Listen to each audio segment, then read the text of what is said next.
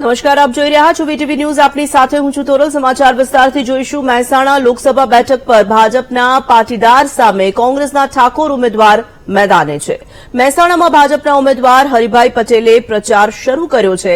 કોંગ્રેસમાંથી રામજીભાઈ ઠાકોર મહેસાણા બેઠકના ઉમેદવાર છે. કોંગ્રેસના ઉમેદવારના સમર્થનમાં માતાજીના સોગંદ લેવડાવવામાં આવ્યા. ચામુંડા માતાજીના સોગંદ ખાઈને રામજી ઠાકોરને મત આપવાની વાત કરવામાં આવી, તેને લઈને વિવાદ થઈ રહ્યો છે. મહેસાણામાં ભાજપ કોંગ્રેસના બંને ઉમેદવારોએ પ્રચાર શરૂ કર્યો છે. હું ચામુંડા માતાના સોગંદ ખાઈને કહું છું કે આપણા મહેસાણા લોકસભા સભાના ઉમેદવાર